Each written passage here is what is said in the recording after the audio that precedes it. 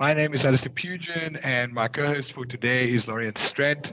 Although he won't be on the other episodes, there he is. And today we will be talking about top tips and best practices for migrating to Microsoft 365. Loryan, are we going to do a rock, paper, scissors thing? Depends. Are we starting, is one of us starting first? Yeah, that is something. So welcome to the show, Webinar Wednesdays with Video.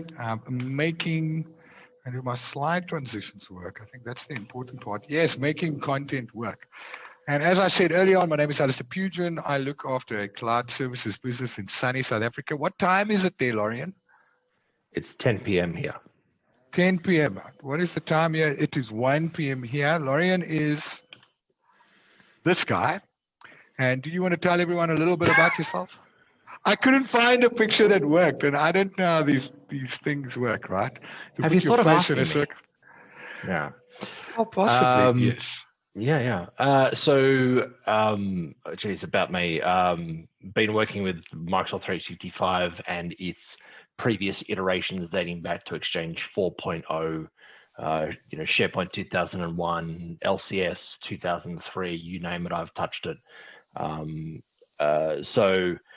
Been working with this stuff for a long time. It's been 365 I've been living and breathing that for my 11, 12 years, I think, as my everything that I do. I am a product manager at a company called Insync Technology that just got acquired by Rapid Circle. So I'll be working with some other MVPs, and there'll be a battle of the egos soon, much like Al and I have on a regular basis. Cooperation. Well, we become like, we no longer argue like a husband and husband team, right? We don't. We become very docile.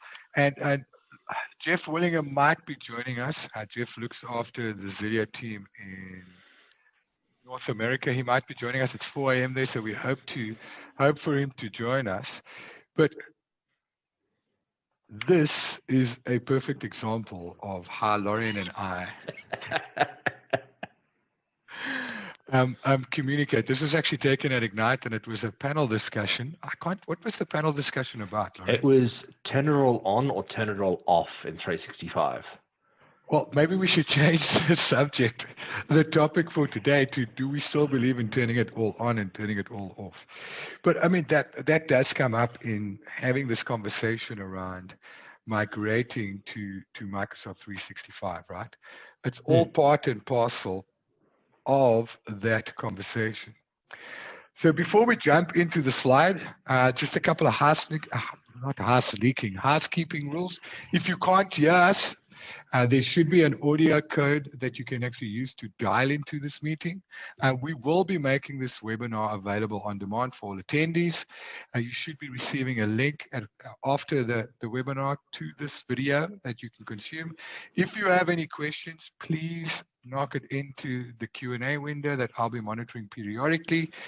And pull up a chair, grab a coffee wherever you are. If it's after 10 a.m. in the morning, that's the right time to drink alcohol? I mean, it's 10 p.m. somewhere, right? And that's what we used to say, jumping into a plane or arriving in a lounge somewhere in the world and going, it's 10 p.m. somewhere. So pull up a chair, grab a coffee. Hopefully laugh at the commentary, because we're going to have an interesting conversation, myself and Loryan. And this is not YouTube, right? So we don't have to say share, like, link, and subscribe, hit the bell button. I mean, normally we say that, right? We get to 5,000 likes. So today is really about talking about this huge undertaking that a lot of customers are at this point now, where it's no longer will we move, but when do we actually move, right? I mean that's the conversation we're having with customers now, right? When do we actually move? Are you seeing that, Loryan? Yeah, it's very much just a par for course. There's still, like, I think, the occasional people who hold out, who gonna hug their boxes. They think they can run their infrastructure better, more cost effectively than Microsoft, more securely, of course. Like, hey, there's that whole SolarWinds thing and Exchange vulnerability. I can do a better job than Microsoft. So I do see occasionally people holding out, but for the most part, yeah, it's very much I don't even think it's a when will we move. It's a we are moving. what's the plan? Yeah, and those sort of conversations happen all the time, right? No longer is there a barrier to entry about moving, but you mentioned, you said something about customers wanting to roll back, right? I mean, is that still a thing? Well, look, I mean, oh, geez, doing this stuff from back in the BPOS days when Exchange was, when it was basically Exchange, SharePoint, and Office Communication Server 2007 in like a web wrapper, and it was quite unstable. People still wanted a box to kick in the corner that was their server. So you had to really convince people to move to it. And the rollback plan was easy to sell back then. It's like, well, if it's unstable, well, you just roll back from Exchange Online to Exchange Server, SharePoint Online, SharePoint Server, Office Communicator to, Office Communication Server.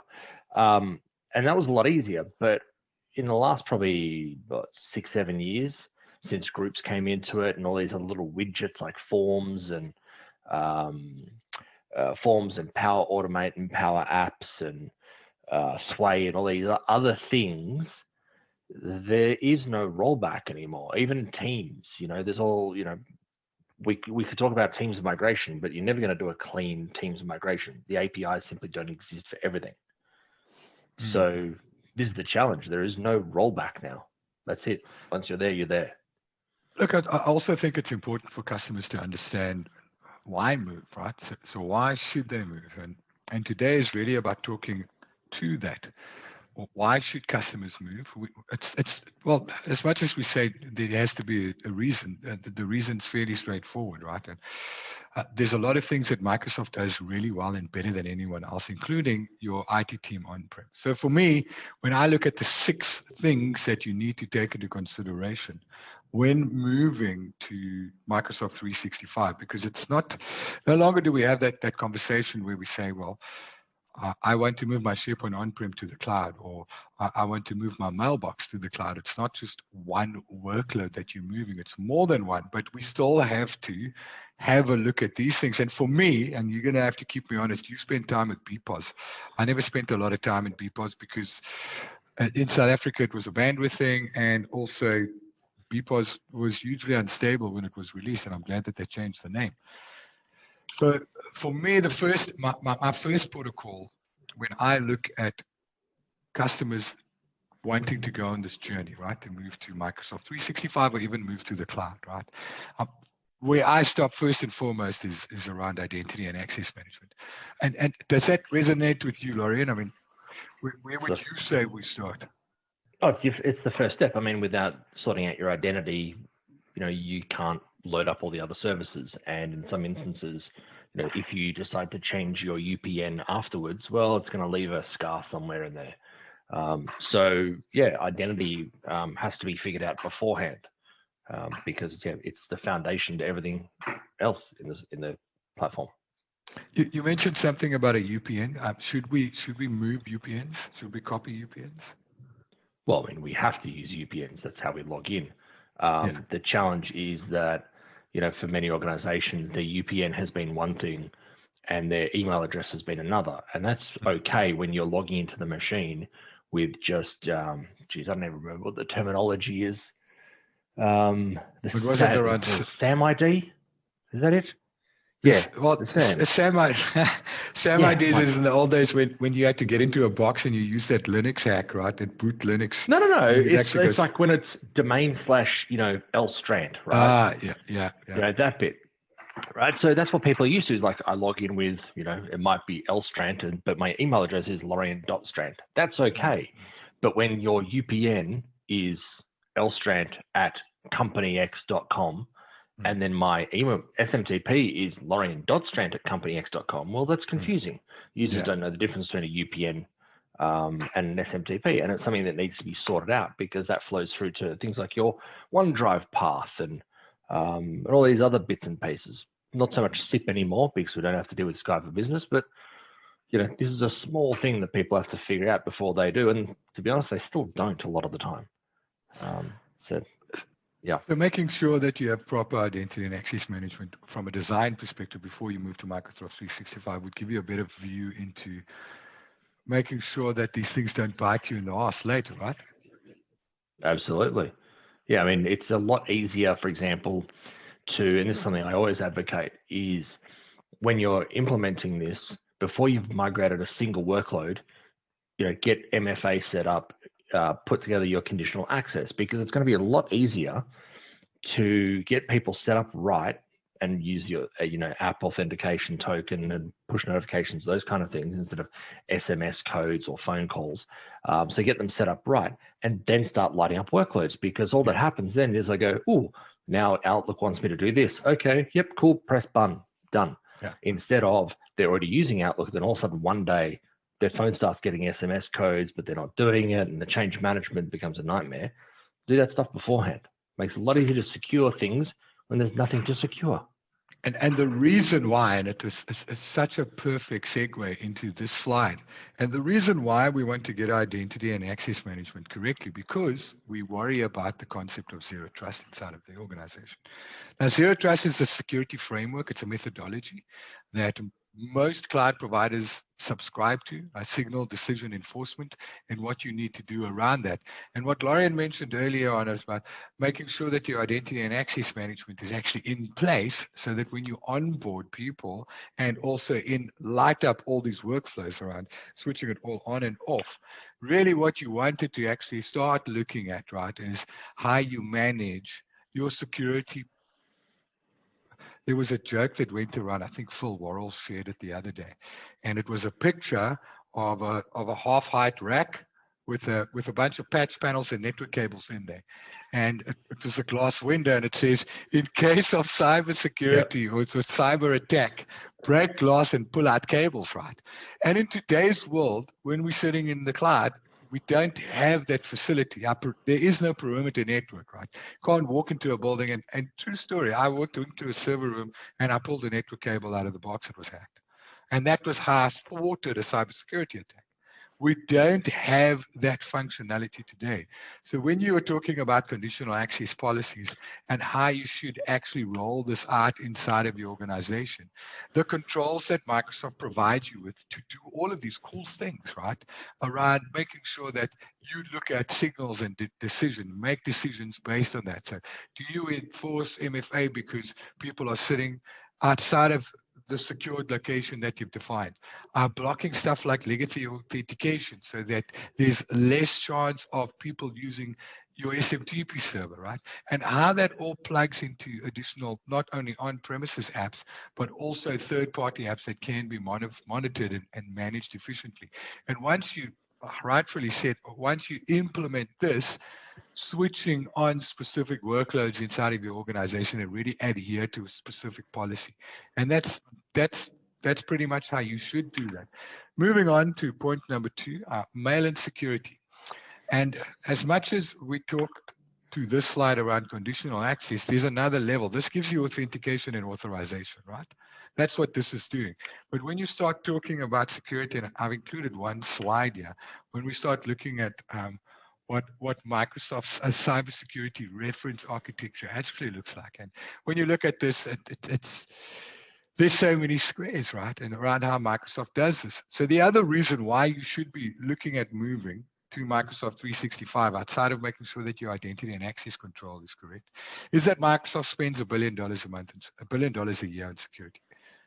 $1 billion American dollars. 2. Has it gone up to 2? Yeah. The last time, which was more than a year ago, the last time I checked, they spent $1 billion on security.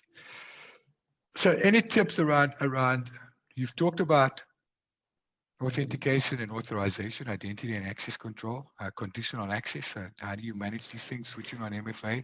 Anything else when it comes to mail and actual security? Now, we are going to talk a little bit about how to build out a proper SOC or security infrastructure. It's Security Operations Center when it comes to Microsoft 365. And what a lot of people don't realize is that the admin center, admin.microsoft.com, is not the only one in the Exchange admin center. There's a security center, there's a compliance center, there's a Teams admin center, there's a SharePoint admin center, and you can apply a whole bunch of things there. And also this extends to other centers like Cloud App Security. It's got its own portal. Azure's got its own portal. the secure score inside the security center in Azure, using Azure Sentinel, has got its own environment. So what is the approach here? I mean, how do you approach security when it comes to simple things like mailboxes? Well, there's also, we have to look at, I guess, what are we protecting from? What are we expecting to see as threats? Is it threats of our stuff going out? Is it threats of things coming in? Is it known things coming in, or is it unknown things coming in? So when we look at that security side of things, is we need to put in at least baselines, baseline security around mail, but also put it in a way that it's not locking it down to a point where it's unusable. So something like Exchange. We can put in, spam policy, anti-phishing policy, those kind of things. But maybe we want to actually have it so it goes to quarantine and it informs the user that a message has actually been held, instead of not telling them ever that the message has been held for them or from them. So putting in place those kind of things, looking at what third-party applications we might need to be authenticating to, and securing those as well, because I can't even begin to count the amount of times I've gone with customers and they have, dozens of applications where people authenticate using username and password. It's like, well, you could connect that to Azure AD. But from a mail perspective, a lot of these solutions will want to send mail. It's like, well, maybe I don't want to connect that application to my mailbox, because they've actually read what it actually gets access to. It can read your mail anytime it wants and send mail on your behalf. Maybe that's good for a usability perspective, but it's also a gigantic cyber risk. So I think looking at those kind of things and looking at not just what is in our 365 infrastructure, but also the things potentially around it that we can use 365 to protect those things as well. But yeah, the security side of things from a 365 perspective is pick an admin center. Yeah, and for me, it's like you might get the reference. I don't think North America does, but when we talk about Microsoft 365 being the Jacques Kallis of IT, it's the world's best all-rounder cricket player, right? I mean, unless, well, you're an NFL guy, right? Yes, American football for me. American football.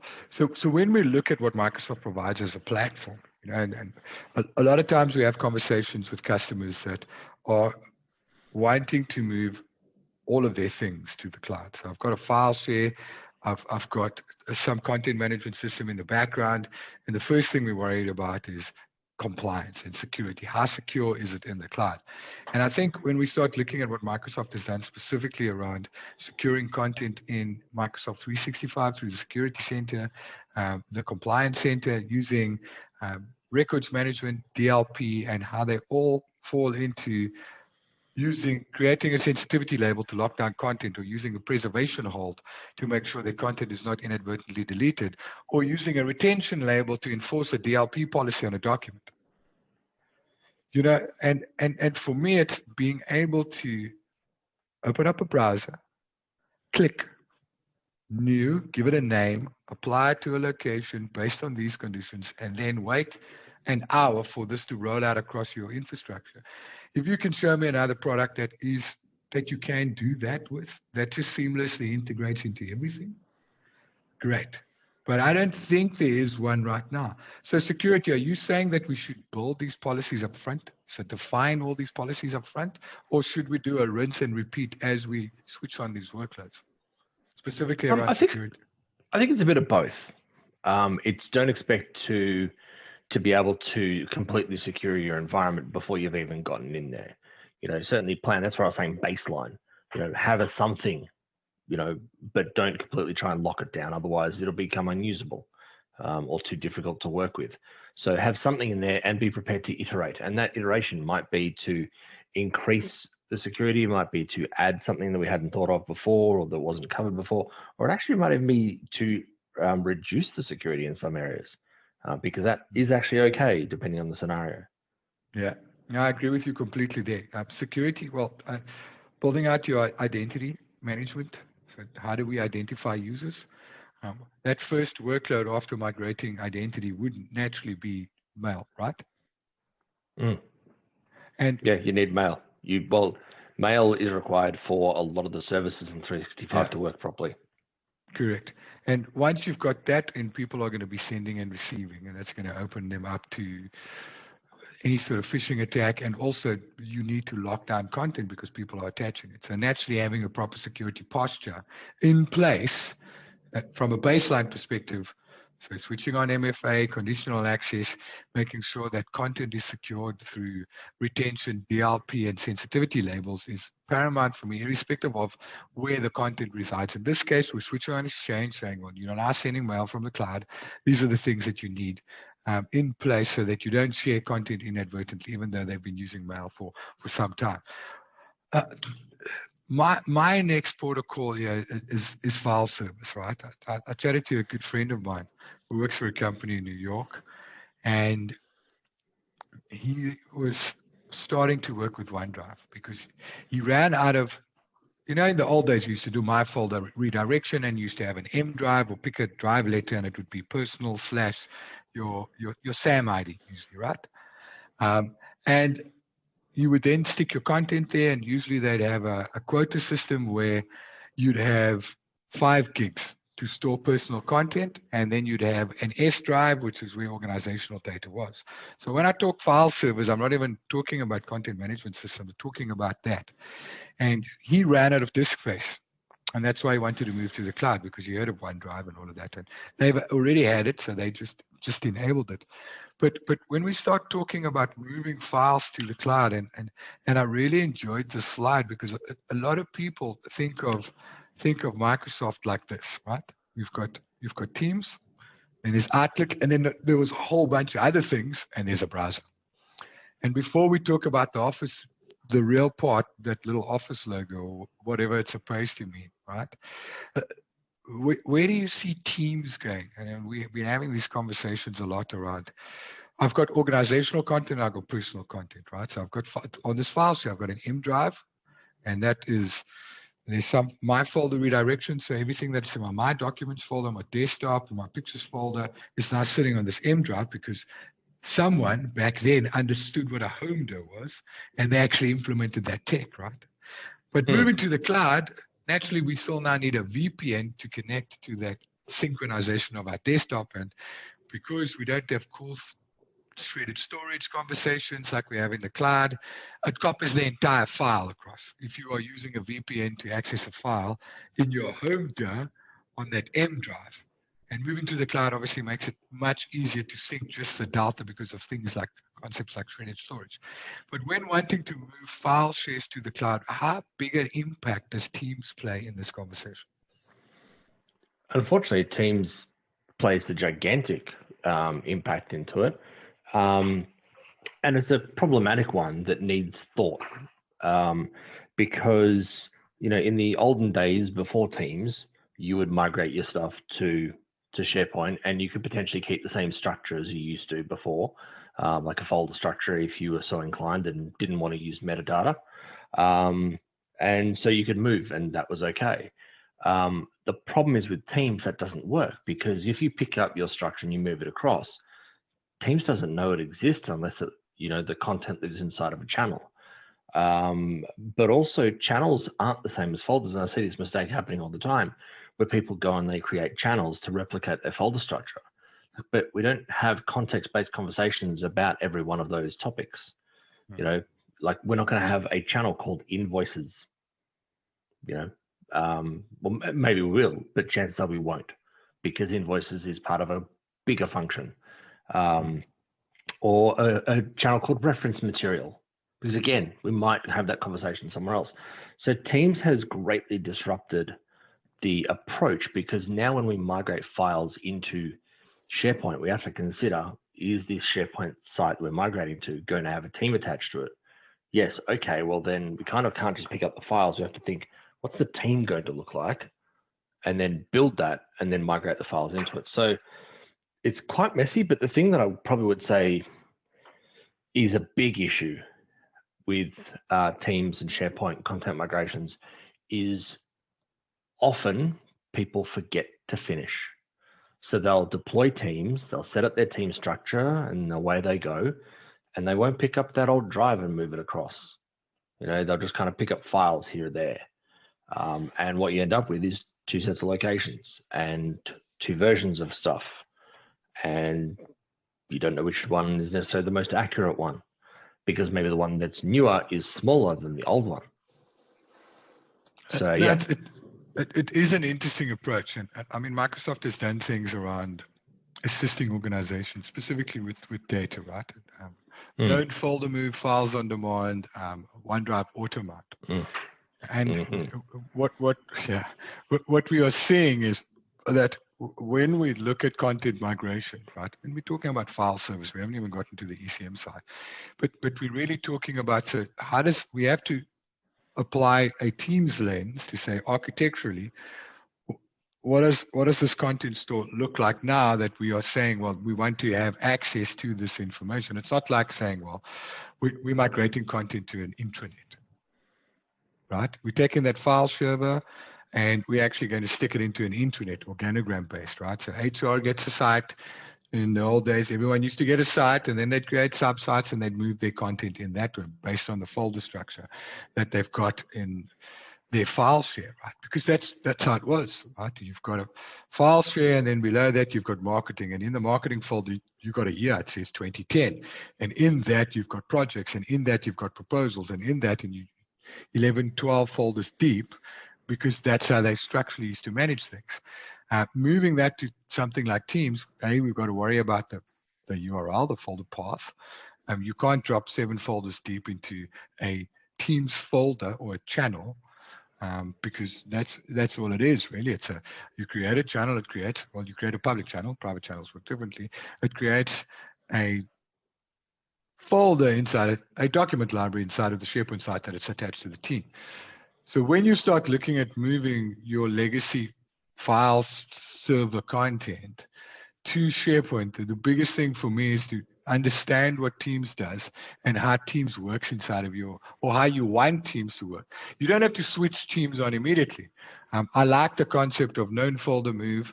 I like the concept of files on demand, and I like the concept of OneDrive Automate, because you might architecturally design your information architecture with Teams as the front, but you don't start with Teams. You might start with, you live in Windows Explorer, right? Or File Explorer, not Windows Explorer.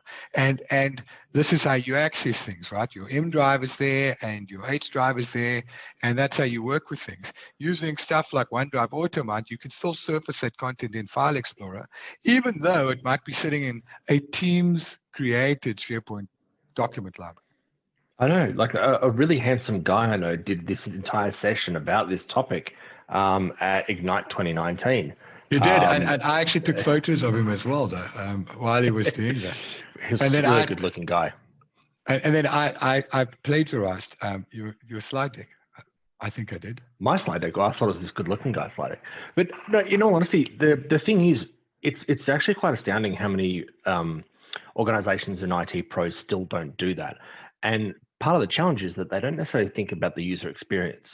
They don't think about the fact that, it's just easy. Just, it'll pop up on your screen. You just type in your email address and password and away you go. It's like, well, no, because that's another thing I've got to sign into, but I've already signed into the machine. And then it's going to ask me these questions about, do I want to back up my folders? What? I don't know. What are you talking about? It's a new computer. Why am I backing anything up?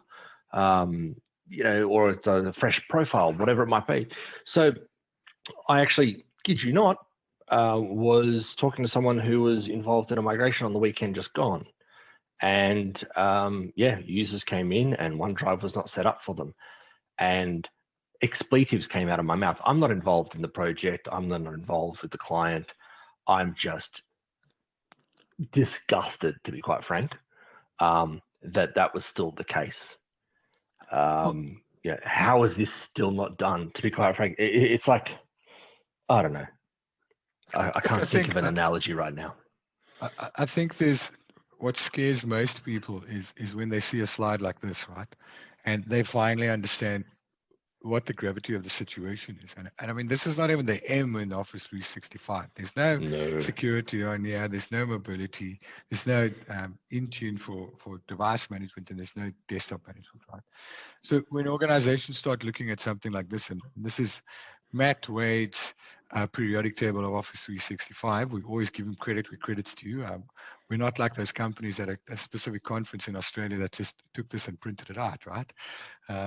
But it's really about it's really about understanding the tooling that's available to you, and you don't have to. If we had to slice this thing diagonally from left to right, and we just focused on SharePoint Online, Mail, and Teams, right? And OneDrive for Business. So 4 things: Outlook, SharePoint, OneDrive, and Teams. Just those things. Forget the what is it? About 70% of the slide deck from where Forms is. If you had to delete that and you just focus on those 4 elements, getting those 4 elements right. So 1, identity and access management. Make sure that Exchange, Mail, and security is in place. 3, understand what storage options you have and how to give it back to users in a functional manner. Because as much as you want to lead with Teams, and Teams is a savior to all things content management, it's not the right way to do things. Start small. Like you said, understand what feature options you have to provide them with the same facilities that they had before they moved, and start there, and then eventually you can migrate them to that. And talking about Teams and where we're going, right? I mean, Teams is this platform, and I took one slide out of a deck, but it's really about collaborating securely in files, right? I mean, that's one of the options. But for me, there's a question that's come up. So the question was, how do you automate OneDrive sign-in and setup after a migration?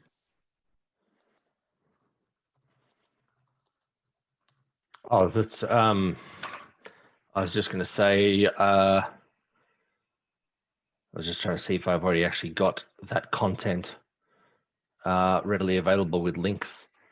I'm just going to paste it straight back into the, here we go, and secure. How do I, sorry, this is Zoom. I don't know where to type this thing in. Well, it says type answer, and then you can drop it in. So you're going to have to go to the Q&A and then drop it. Yeah, and then it says Loryan Strant would like to answer this question live, and then click the type answer and then paste it there and then hit send. Ah, bother. Type answer. There we go. There we go. There we go.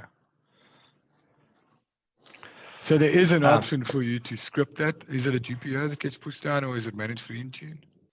Oh, well, it depends. You can do it through GPO or you can do it through Intune. So yeah, it's you can do it before migration, you can do it after migration. If it's like within the same profile and they already have, you can, when you've actually synchronized folders, for example, you can actually break that just by running a command to effectively disconnect those connections. So effectively, you reset OneDrive on the machine to just be not synchronizing anything. Yeah. Well, the first thing is it has to be Azure AD joined, right? So the user has to, the desktop either has to be provisioned using Autopilot or something like that. It's got to be pushed down. The user then has to, it could be any machine, right? That doesn't need Autopilot. They could literally go buy a machine from whatever store and log in with they'd have to join the box to Azure AD. And then from there, the policies would be applied. Yeah, so Intune will then, if the policy is applied to the user, then that will effectively run off and do whatever you want it to do. Yeah, so, but you'd have to, the trick here is to make sure that it's Azure AD joined. Yeah, for this instance, or you would do, if it was an on-prem, then you would do group policy. Yeah, to push it down, but you'd still need to be Azure AD joined and using AD Connect if you're on-prem, so that that identity exists, so that you know what the OneDrive account is, if they are still on-prem. Yeah. All right. So from a Teams perspective, we spoke a little bit about Teams, and we've got about 5-10 minutes left, and I want to spend a little bit of time around, well, we've already spoken about how to architect teams accordingly so that you give the user the best possible user experience, even though you're not necessarily rolling out teams immediately. Get your identity into the cloud, make sure that Exchange and security is in, because that's the underpinnings for enabling these other services. Have a look at what you are doing with SharePoint and OneDrive. So organizational data goes to SharePoint, personal data goes to OneDrive, and then use OneDrive efficiently and effectively, the sync tool, not OneDrive as the portal, which is SharePoint, effectively so that you can actually provide a great user experience before you start looking at switching on Teams and going crazy with what Teams features are available to you. And then something I wanted to talk about, if my slide will actually move, once you understand what Teams does, where is enterprise content management in all of this, Loryan? I mean, it must be a conversation that comes up, and customers are saying, "Well, we're running al fresco, or we've got a Documentum." Or are these conversations coming up where you are saying, "Well, guys, we know that Microsoft is doing a lot in the space, and when we start looking at what Microsoft is specifically doing in the space, it's really around Project Cortex, and everyone's excited about this, and it's now called Viva, right? Viva Topics and a few other things." Or is the Cortex side, the SharePoint syntax, the document understanding side, is still that's still that. It's still that. But are we saying that when we talk about enterprise content management, the old SharePoint of yesteryear, right? That was all the rage. Remember when they got, I think it was it 2007 or 2010 that was DoD certified? I can't remember which one, and it was I can't remember. You know, and Microsoft got an external company to actually build the records management side, so that the record center actually, for it to be DoD certified. Nobody cared after that because it's still not a thing. But when you start looking at saying, we've got these content repositories, that's not a file share, that's an application, HP Trim or Trim Tower, are customers saying that they want to move this to SharePoint? Specifically, when we start looking at security, sovereignty, the compliance and security components around a DLP, sensitivity labels, the fact that there's a full-blown records management now exists as a discipline inside of the compliance center, right? Yeah, file plan descriptors. To be honest, I actually don't see that many organizations saying they want to move to SharePoint, but they have to work with SharePoint because of Teams. Because of the fact that these solutions like Micro Focus Content Manager and ECM and all these other ones, they all say that they work with Teams, but they work with SharePoint at best. And so this is where, from an ECM perspective, if it's an organization that is regulated, that needs to keep records properly, then chances are they're not going to be relying necessarily on SharePoint alone, because it does great things out of the box, but it doesn't do everything out of the box. And so they're either going to have a scenario where they hook into SharePoint and basically take the things out of it and keep it in the true records management system, or they have something that does shuttling back and forth, or a variety of different things. But they're not going to be able to. I don't know of a single organization that is regulated from a records management perspective that relies on SharePoint and says, no, it's fine, but it does everything we need it to do, because that person will probably get fired soon. Well, it's an interesting conversation to have, and chatting to you about this is really where we get down to the nuts and bolts, what your experiences are in the world, For us, I'm having conversations with customers specific to, we need to be secure because it's no longer in our building. It's got to be cost effective, so we're not paying this huge maintenance fee for telephonic support only and maybe a version upgrade. And three, we need to be compliant, right? So can you do records management? And when we look at records management in SharePoint, it's full-blown RM, right? You've got file plan descriptors, record series indicators. You've got a full taxonomy that can be built on top of that. And then you've also got a disposition, where it's, and people think of disposition as disposal, which it's not. Disposition could be multi-stage. It says, you've hit 5 of 7 years, you can archive the content now, and then you can stick it in blob storage somewhere in in Azure, right? I mean, if you look at Simon Denton's approach to how he split things from his legacy ECM system across that. Regulatory compliance when it comes to what an immutable object is. We start looking at preservation hold and preservation lock on a library so that you have the immutability of the object. And what we're finding is when customers have moved to systems for regulatory, we need DoD or we need NIST certifications. That was before something like Compliance Manager came in and said, these are the controls that make up NIST certification. And because of the shared responsibility model, Microsoft takes care of 12 of the 34 controls that are associated with this compliance. You need to perform the other 22 in order to become NIST compliant, right? So implementing least privilege and making sure you're on Azure ADP2 or Azure ADP2, the premium feature, so that you can actually implement just enough or just in time of privileged identity management, right? So that you can actually have that scale up and scale back down because nobody's a global administrator. You know, those sort of things. And I think compliance from a regulatory perspective, so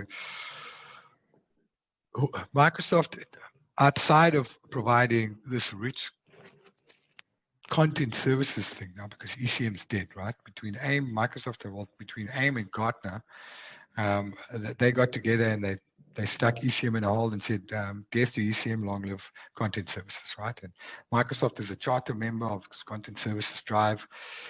Well, they've got a content services program and there are charter members driving what content services looks like because gone are the days of having a single silo for everything, right? When we used to talk about a single point of entry, one version of the truth. And we've seen, exactly to your point, that there are multiple repositories where content is stored for various reasons, especially organizations that are older than 40, 50 years old that started off with one app, built another one, bought an application, and now they're moving to Office 365. And if you do not have the core understanding of wanting to move, where you're saying, well, I want to consolidate my content services, right? And I want to take 30 years worth of content that we've digitized, be it on microfilm or microfiche, and we've actually scanned that in now using a microfilm scanner, and we've actually stuck it into a content repository back in 1995 or 1996. And now we want to do something with it because we still have people needing access to it. Engineering firms needing access to drawings. Manufacturing companies that do vehicle manufacturing, right? They might have built an all-terrain vehicle that's been used for the last 40 years and someone needs a manual for that. They still need to get access to that. So regulatory compliance does play an important role in how content is managed and how it's surfaced.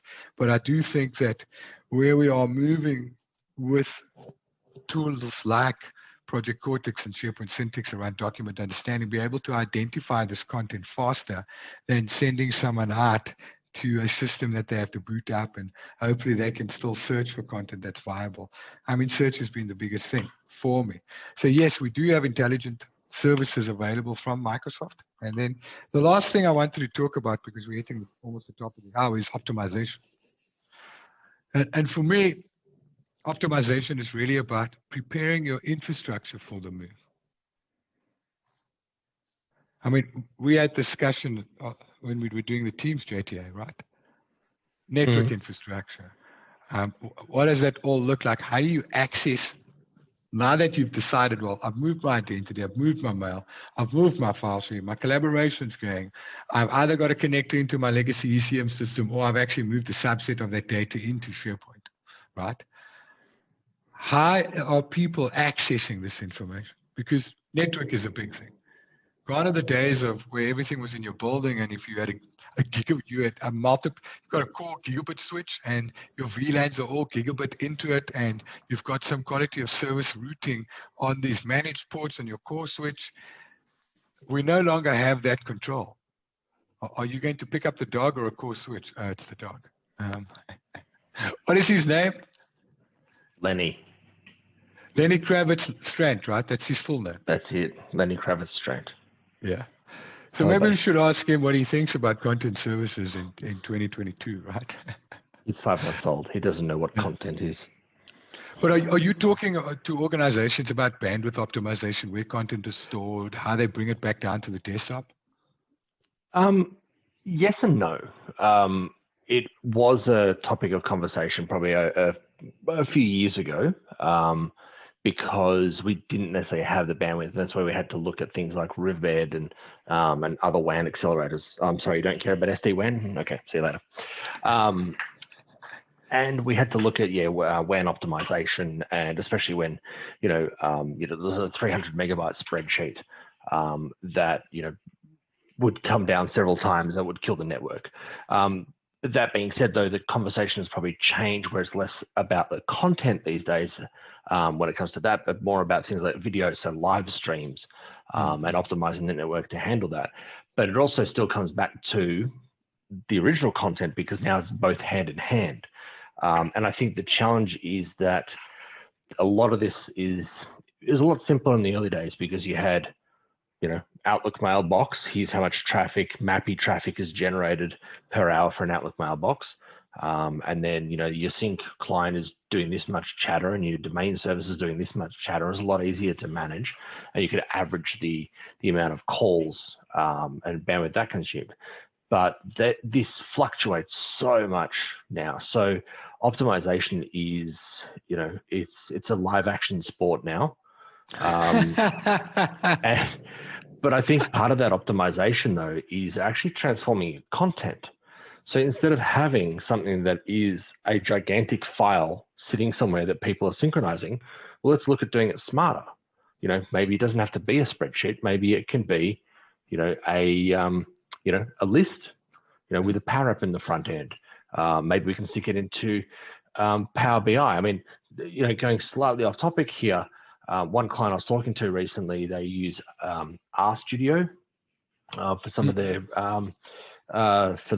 analysis, and he was telling me that we've got to get these really meaty machines as part of our fleet so that the guys can process. And I went, well, why don't you just get them the same machine as everybody else and stick your Arst server in the cloud? So this is the thing, is the way we operate has to change. So the optimization, I think, is not necessarily the network. It's the actual content itself. It's us, and our approach to it is the optimization as well. Yeah, it's an interesting conversation, because your endpoint is with you ran a series on working from home warriors, right? Mm-hmm. And that was pre-COVID, or was it at the beginning of COVID? I can't remember. No, it's pre-COVID. I think I did one COVID show with the intent of doing tons of them, and then I didn't. But that's the world we live in. Yeah, but that's the world we live in today. So it's no longer about the perimeter network and optimizing bandwidth internally inside of an organization for people that still go into buildings. Although when we look at how Teams is optimized for real-time client-to-client conversations, even though the session state is initiated with a Teams client or the Teams meeting in the cloud, communication at an RPC, I think it's a web RTC level, where it's communicating almost like a peer-to-peer for that communication trunk. And a lot of the times we need to understand what this optimization could possibly look like. And it's more about what bandwidth you have. You're 100% right. Understand the bandwidth that users have. Broadband is no longer a myth if you don't have decent bandwidth. There is only so much optimization that Microsoft can provide for low bandwidth scenarios. So a couple of final thoughts, Loryan, from my side. And it always ties back to 5 things when companies are considering moving to the cloud. Yes, you might have 30 terabytes worth of data that you want to move. You might have historical data that you want to move from a legacy ECM system, because you want to stick it in the cloud and use a backup tool to back up that and archive that, right? But there's still standard things. If you follow identity and access management, mail and security, file servers, collaboration, and then look at your enterprise content management systems. If you follow those 5 steps, right, it's great, because that's an order of things that you need to do. In that specific order, you'll achieve. Naturally, there are other tasks that fit into those bubbles, but naturally, you'll get some sort of efficiency or attain operational efficiency through that. But when we look at the things that are not something that you can click on, right? It's not tangible. Tangible is, I've got a mailbox, I need to migrate it to the cloud, and it's going to take a day.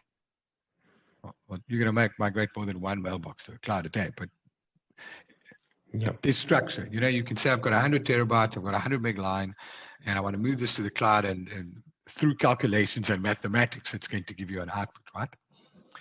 But for me, these are the governing principles when wanting, or the guiding principles when wanting to move from anywhere to anywhere, right? So understand what the transition, the impact on users, and you mentioned that earlier on. What is the impact on users? How do you communicate these things? And rightfully, like you said right in the beginning around identity and access management, switch on MFA and get users used to that by using the authenticator. Make that easy and communicate that efficiently. From there, moving into training, making sure that the user has some sort of guide so that when they switch on this new world, that they understand how it works. Because if a user's not trained or they're not communicated, they just are not interested in using that. But at the same time, making sure that you've got adequate governance policies in place, like what happens when I get a new phone and my MFA no longer works, right? Or when I'm using my spouse's desktop because my managed desktop exploded and I'm now coming from an unmanaged device. What is the governance around that? And lastly, like you said, you can't just switch on Teams, right? Rather provide that person's user experience to them the way they used to. So if you've got a user that lived in File Explorer and they moved from a file share and a home drive to Microsoft 365, by using OneDrive, just by using OneDrive, you can give the user almost a 99% fit user experience. The icons change, but it's still in File Explorer. So I understand that and know that you can't just switch on, and here we come back to the original thing we said with that picture, is switch on everything, right? It doesn't work like that. Yeah, absolutely. Absolutely. Okay. And actually, one point I would want to make from a File Explorer perspective, I use File Explorer day in, day out. That is, and as much as I live in Teams, as much as all my stuff, and I work with SharePoint all the time, File Explorer is how I access my files 99.9% of the time. So that's the thing is, it's in the right place. It's just that's how I access it. And this is where it's important to cater for all these things, because I'm bleeding edge, but I still want to work that way. Yeah. And that's the thing, right? People see all these tools. Yeah, you can move as many terabytes as you want into SharePoint, and you can have millions of documents there. But it's really about how the user accesses these documents. And yes, we know that Teams is this all-empowering, all-encompassing platform that Microsoft is putting in front of you. And yes, but understand your users. And I live in File Explorer as well. When I look for content, I go to my OneDrive, and that's where I know I put my content, so the content would be there, right? Because that's the other thing, the findability of content, which is important. And it doesn't really matter. And Microsoft always wants to give you the same unique experience. If you're sitting in Word, or you're sitting in File Explorer, or you're sitting in Teams, or you're sitting in SharePoint, or you're sitting in OneDrive, be it portal, web, or mobile, the user experience needs to be the same. You must be able to find that content, and you must be able to interact and engage with that content, and also collaborate around that content. And I think in the world we live in today, Microsoft has really shown everyone that it is possible for a user to live in File Explorer, or live in Outlook, or live in Teams, or live in SharePoint, and still have the same full fidelity file management experience. And that's what we want from a document management system. That's where we're going from an ECM perspective, how we apply DLP policies and preservation locks. That's where we want to go to. And Microsoft is providing this uniquely tailored concierge service to people that want to live in File Explorer. They get the same experience. People that want to live inside of Teams, they've got the Files tab, they get real-time co-authoring there. People that want to store their content in OneDrive in the cloud through a browser, they get that same file fidelity, full fidelity experience from a file experience perspective. And for me, that is probably the biggest thing, right? You need to make sure that you have the infrastructure in place. And when I say infrastructure, identity is managed, security is managed, mail is managed. And then you build out your information architecture, and then you can migrate stuff to it. And once you understand how the user uses it, you follow these guiding principles around transitional management, communication, training, governance, and user experience, chances are you'll bulletproof your migration. And I used to have that in a slide somewhere that I did probably 3 years ago where you bulletproofed your SharePoint migration. I think that was the last slide that says by following these things, you'll be able to bulletproof. So I think we've got 5 minutes to go. Thank you very much for everyone that joined us today. If you need to get hold of Loryan or myself, you can find us on the interwebs at the Twitter is at Loryan Strant. I'm at Alistair Pugin, and if you need to reach out to Zilio to find out how they can assist you with migrating from a legacy ECM system or connecting a legacy ECM system to Microsoft 365, please find them on Twitter or on LinkedIn and reach out to the team, and I'm sure they'll be able to provide you with what you need. Once again, thanks, Loryan, for your time today. Thanks, everyone, for watching, and find us next week. I think it's in the next 3 weeks. We talk to another MVP about their experiences in the world of Microsoft 365. Ciao, ciao.